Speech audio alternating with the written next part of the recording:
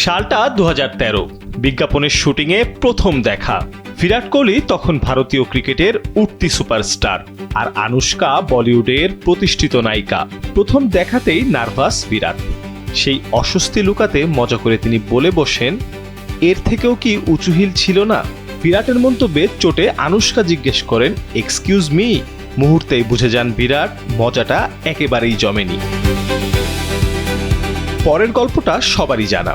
ধীরে ধীরে বন্ধুত্ব, তারপর প্রেম। কিন্তু সম্পর্ক প্রকাশ্যে আসতেই শুরু হয় সমালোচনা। 2015 বিশ্বকাপ সেমিফাইনালে মাত্র 1 রানে আউট হওয়ার পর সোশ্যাল মিডিয়ায় ভয়ঙ্কর ট্রলের শিকার হন আনুশকা। তখনই সবার সামনে ঢাল হয়ে দাঁড়ান বিরাট। স্পষ্ট ভাষায় বলেন, একজন ক্রিকেটারের ব্যর্থতার দায় তার সঙ্গীর উপর চাপানো লজ্জাজনক। সব জল্পনা কল্পনা আর বিতর্ক পেছনে ফেলে 2017 সালের 11 ডিসেম্বর ইতালিতে বিয়ে করেন তারা।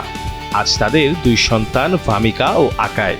আনুশকা অভিনয় থেকে অনেকটাই দূরে, আর বিরাটও এখন দেশের হয়ে খেলেন শুধু ওডিআই। তবে বদলায়নি একটি জিনিস, ক্রিকেটে যেমন শক্ত পার্টনারশিপ ম্যাচ জেতায়, তেমনি জীবনের সবচেয়ে বড় জয়ও এনে দিয়েছে বিরাট আর আনুশকার এই পার্টনারশিপ। মির্জা সানোয়ার হোসেন, কালবেলা।